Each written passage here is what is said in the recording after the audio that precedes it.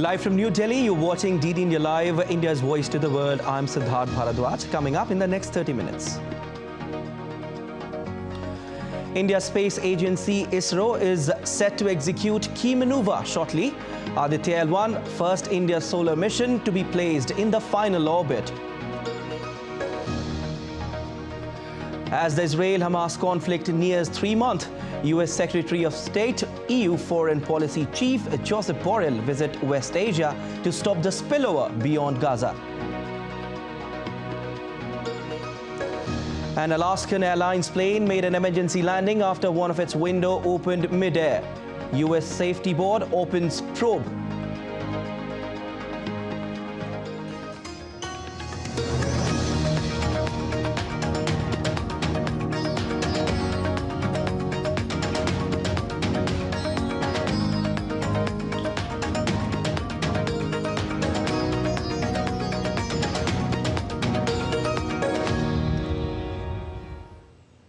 India's space agency ISRO is set to execute a key maneuver on Saturday, placing the Aditya-L1 spacecraft, India's first space-based solar observatory, in its final orbit. Located 1.5 million kilometers away from the Earth, the critical maneuver involves the firing of thrusters in order to change the speed and trajectory of the spacecraft. DD India's Aisha Khanam reports on Aditya-L1's date with the Sun.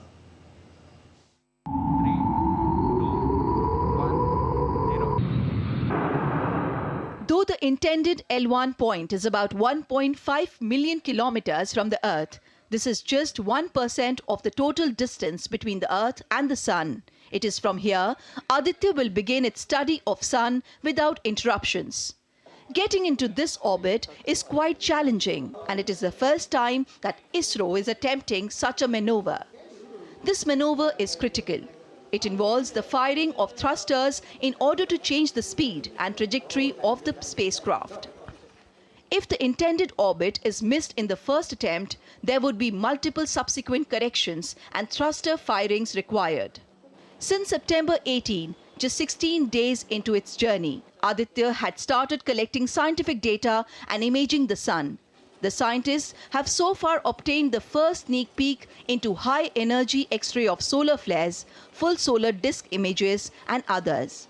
Aditya has 7 scientific payloads, of which the Visible Emission Line Coronagraph, Solar Ultraviolet Imaging Telescope, that is SOOT, Solar Low-Energy X-ray Spectrometer, High-Energy L1 Orbiting X-ray Spectrometer are designed to directly track the Sun.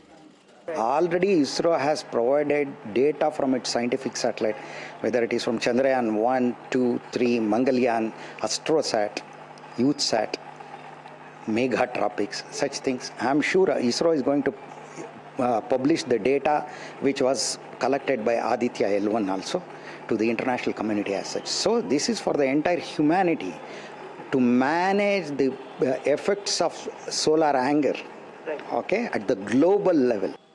These are other on-site measuring instruments like the Aditya Solar Wind Particle Experiment, that is ASPEX, Plasma Analyzer Package for Aditya, that is PAPA, and advanced tri-axial high-resolution digital magnetometers. 4 instruments, including PAPA, and 1 component, the Solar Wind Ion Spectrometer of ASPEX, was switched on during the spacecraft's cruising phase and are reportedly functioning well.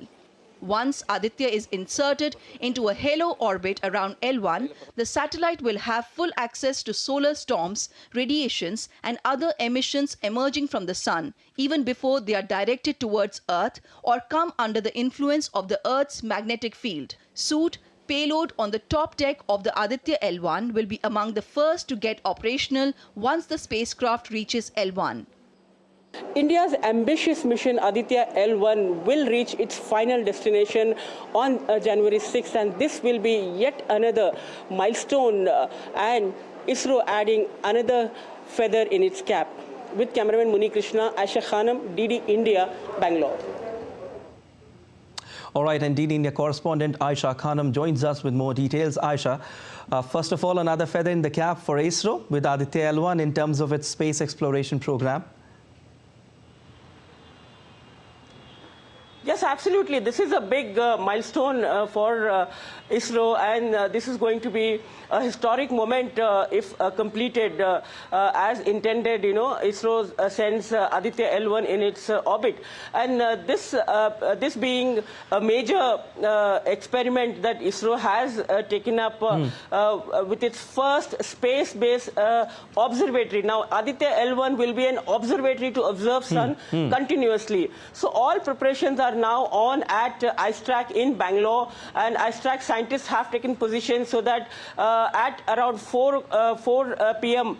They will give the desired commands to Aditya-L1, the satellite, and this will be a very interesting maneuver, just like we saw during the Chandrayaan-3 landing maneuvers. So this will also involve similar maneuvers, but it will last for very few minutes, and this is going to be the ISRO scientists are going to ignite the thrusters, and this will also activate the thrusters in the Aditya-L1, and they will give a flip down position so that Aditya-L1 reaches the Lagrange point, that is the intended orbit that it was required to be sent to. So this is going to be interesting and exciting moment for ISRO scientists who are all set to do this maneuver at 4 p.m. Indeed, Aisha, Aditya-L1 will be in the final orbit in a short while now. It's indeed a remarkable moment for the entire nation. Tell us, how will it be done, and what would be the key findings as far as studying the Sun is concerned? Well, as I said, the ISRO scientists have explained to us that the first thing that the procedure involves is reducing its velocity, the speed. Remember, the satellite is moving at a higher speed, and as it reaches the Lagrange point, it has to come within the specific speed. So it has to be done very carefully so that it sits on that particular halo orbit around the Sun. And this is where that Aditya-L1 can view the Sun uninterrupted. Remember, there will be no sunset from this point. So the activity of the Sun will be continuously observed from this point. And from then onwards, Aditya-L1 carrying 7 payloads will start functioning.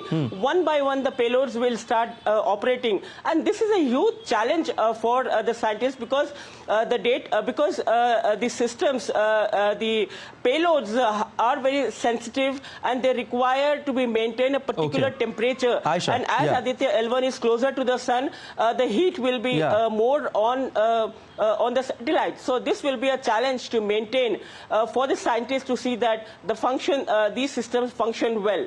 Okay, and these are the technical terms, Aisha.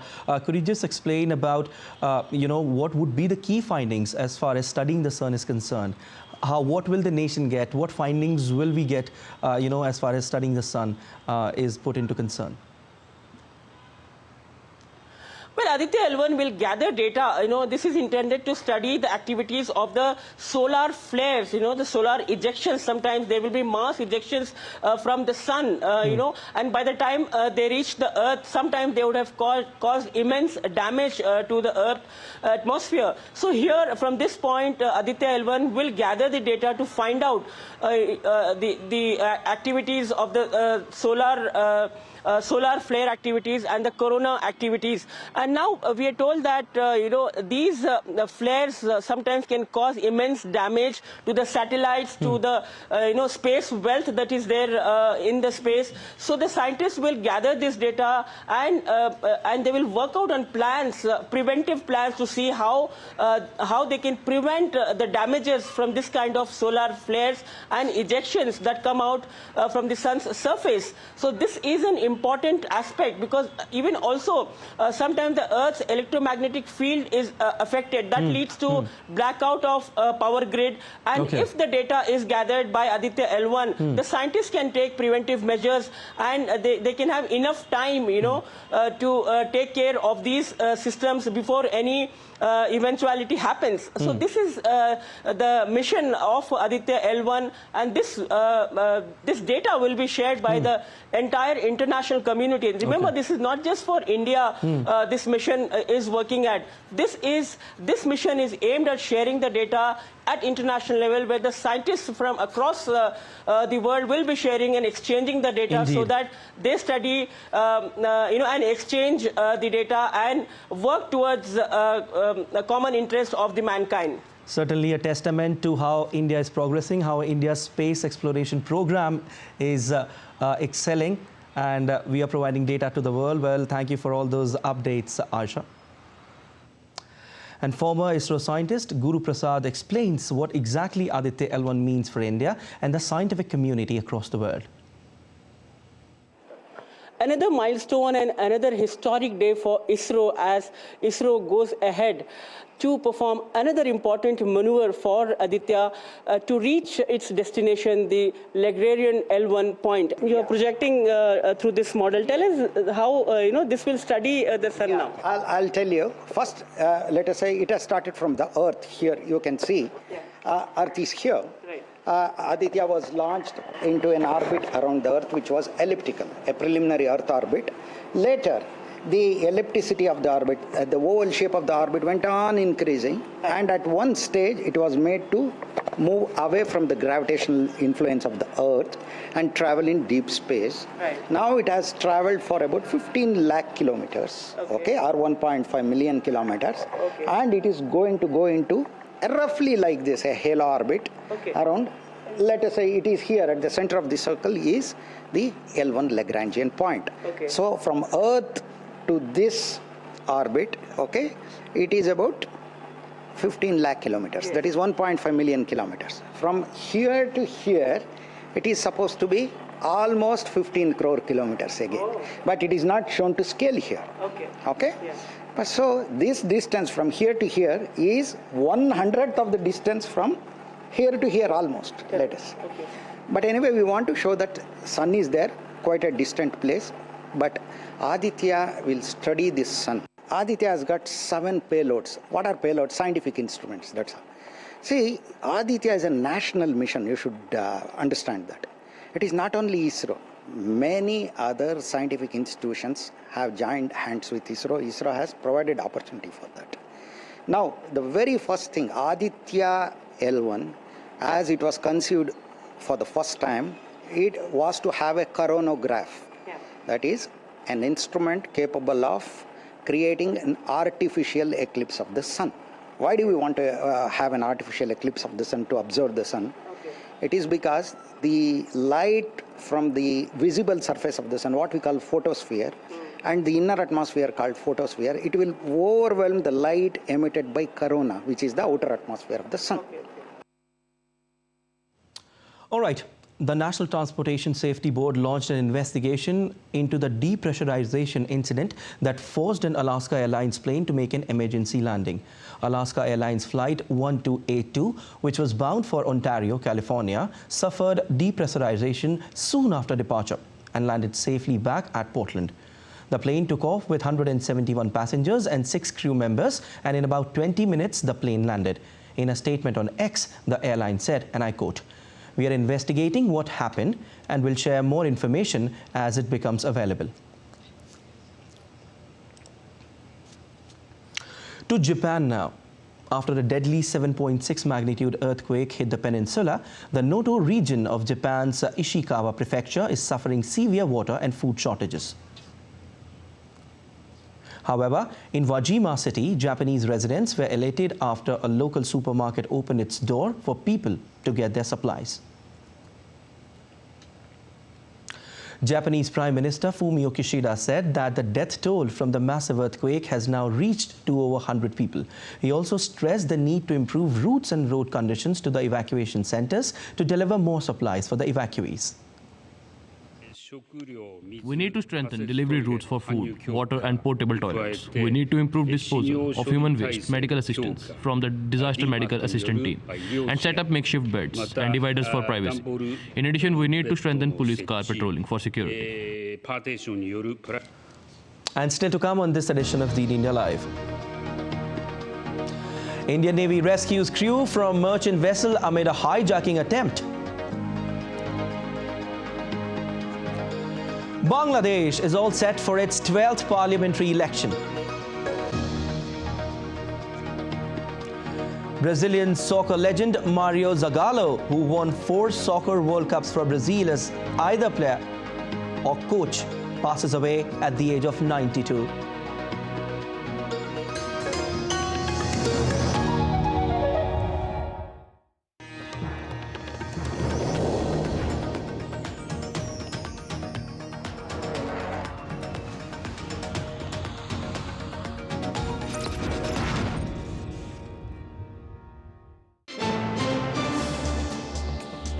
Voice of a rising aspirational world.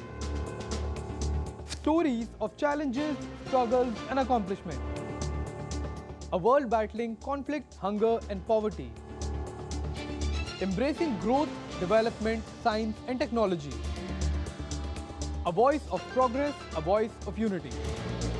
Watch Voice of the Global South with me, Akshay Dongre, only on DD India.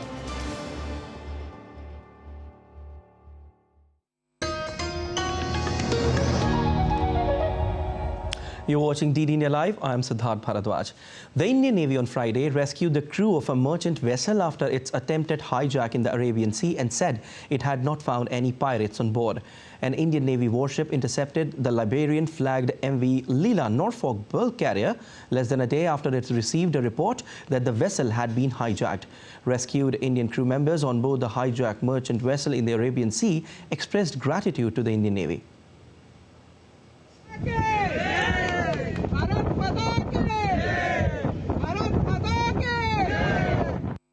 These are the visuals of rescued ship by Indian Navy on Friday.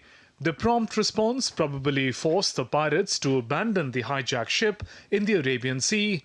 Rescued Indian crew members expressed gratitude to the Navy.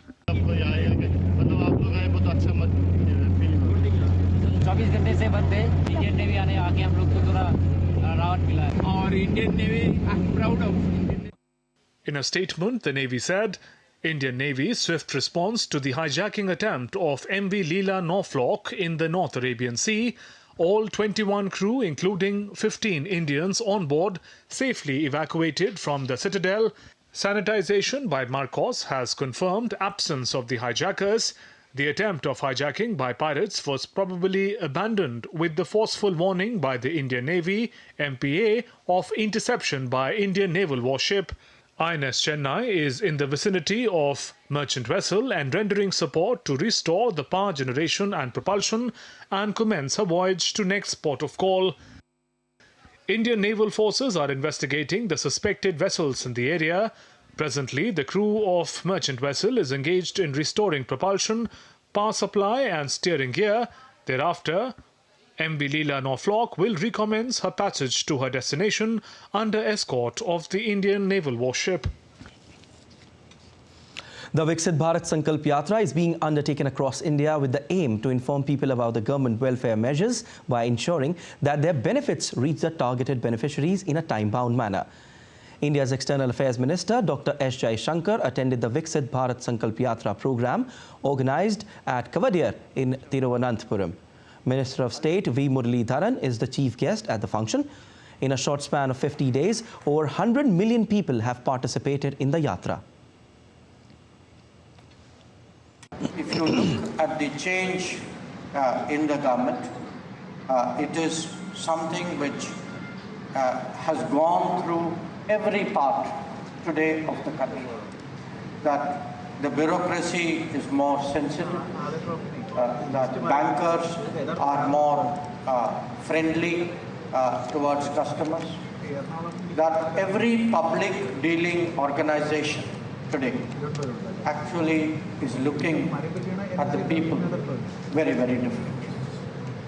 And that is actually how Viksit Bharat will be created.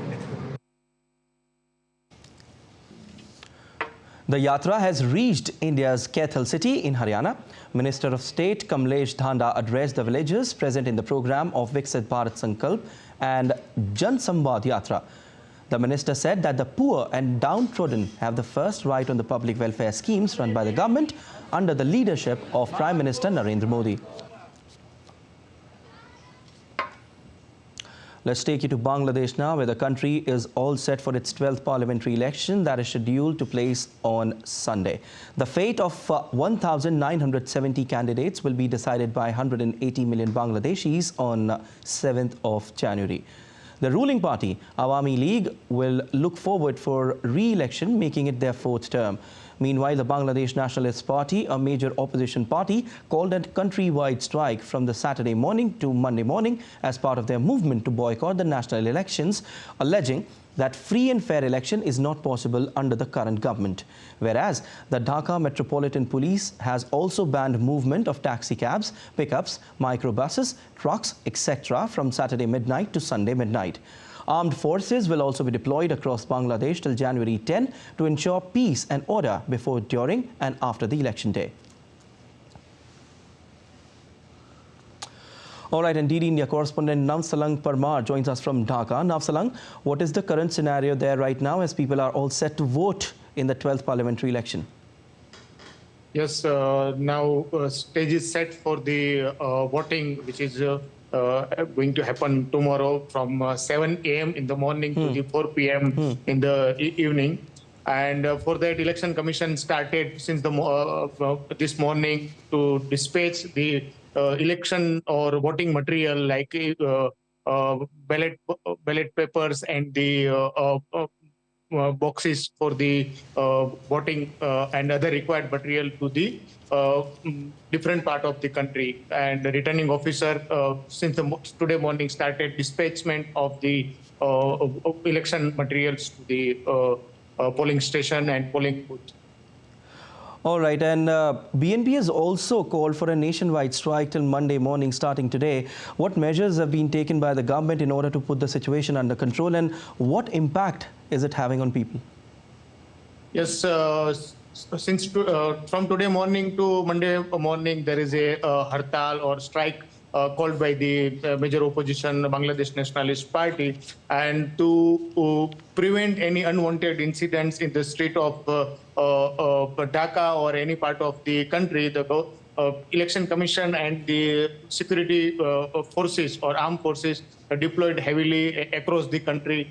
And around in 62 districts, there is a deployment of Bangladesh Army, and in 2 districts, there is a deployment of Bangladesh Navy, apart from the Border Guard Bangladesh, as well as the Armed Police Forces and the Rapid Action Battalion, which is there to guard the polling or voting during the poll days. Now, Salang, a while back, we just got some information regarding the incidents of violence in Bangladesh. Any update on that? Yes, yesterday night there was one incident of burning a moving train in a suburb or in Dhaka only. And in that incident, 4 people lost their lives. And apart from that, there were some incidents, stray incidents in suburb of Dhaka as well as in Jessore district of to burning a primary school, and out of that 4 were the polling booth. Okay, and how, Navsalang, and how's the authority coping up with the situation right now when incidents, after the incidents of violence? Yes, after the incident, they are investigating the matter, and there is information that the investigation agency have identified some 4 or 5 people who are suspect to involved in a burning of train which happened yesterday. All right, thanks for that analysis, Navsalang. India is poised to emerge as a potential global leader in battery swapping tech as the sector shows optimistic growth in the recent years. Battery swapping tech's potential in India, particularly for 2- and 3-wheelers, has shown an optimistic trend. Over the past 5 years, the sector has raised an impressive funding, underscoring the significant demand and potential within this sector. According to data by Traxon, a capital market company, investment in this space up to approximately $135 million raised since 2021 across 17 funding rounds.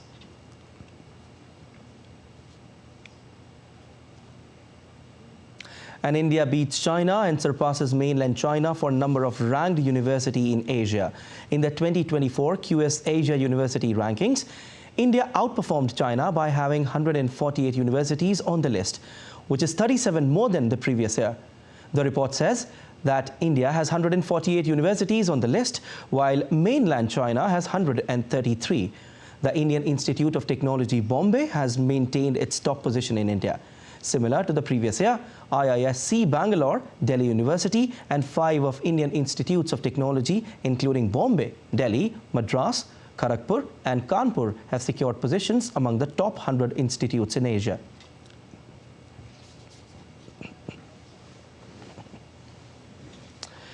Indian Prime Minister Narendra Modi's passion for the cleanliness drives has cleaned up India's global image in 9 years. PM Modi initiated the Swachh Bharat campaign just months after taking on country's reins in 2014. The campaign was launched to fulfill the vision of a cleaner India and to achieve universal sanitation coverage.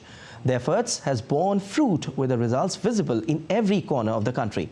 In the recent years, Prime Minister Modi has initiated various cleanliness drives in different states. Over 10 crore toilets were constructed in Indian homes between 2014 and 2019, which ultimately provides an indication of the campaign's success. India's health sector has consistently taken center stage on global platform. AIIMS Delhi achieved another significant milestone by successfully performing an awake craniotomy on a 5-year, 10-month-old child. The team achieved a rare feat on 4th of January 2024 by conducting an awake craniotomy utilizing the conscious sedation technique. This girl happens to be the world's youngest child to undergo this procedure.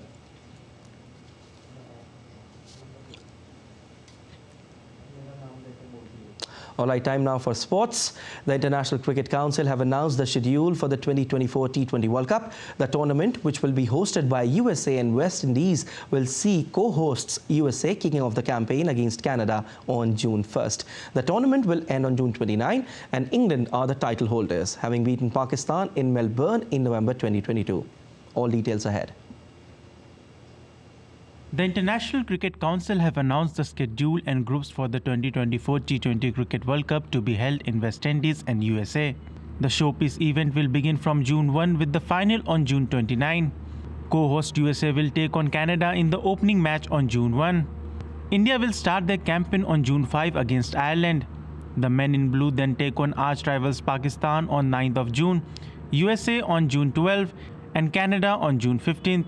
Defending champions England and 2021 winner Australia have been assigned to Group B, which also includes Namibia, Scotland and Oman. New Zealand are in Group C with the West Indies, Afghanistan, Uganda and Papua New Guinea. South Africa has been assigned to Group D, which includes Sri Lanka, Bangladesh, Netherlands and Nepal. While the format that was used till 2022 featured a qualification stage consisting of associate and lower-ranked countries before a Super 12 stage followed by the knockouts, the new format will have 2 group stages involving all the 20 teams and then the semi-finals. The teams are divided into 5 groups of 4 teams each. The teams that finish in the top 2 of each of these groups then qualify for the Super 8s, where they will be divided into 2 groups of 4. The teams that finish in the top 2 then subsequently play the semi-finals. The group stage will be held from June 1 to 18, followed by the Super 8 matches, which will take place from June 19 to 24. The semi-finals of the tournament will take place on June 26 and 27. The first semi-final will take place in Guyana and the second will be held in Trinidad. The final will be played in Barbados. A total of 55 matches will be played across 9 venues, as the 9th edition of the cricketing extravaganza kicks off on June. Brazilian soccer legend Mario Zagallo, who won 4 Soccer World Cups for Brazil as either player or coach, died at the age of 92 on Saturday. Left winger Zagallo, considered by many to be the best ever, played on the team that won Brazil's first World Cup in 1958 and on the squad that retained the title in 1962. All right, and that's all for this edition of DD India Live, but let us know your thoughts on the news of the day. You can connect with us on Facebook, X formerly known as Twitter, and Instagram. We'll be back with more news as it breaks here on DD India. I'm Siddharth Bharadwaj from all of us here in Delhi. Thanks for watching DD India Live.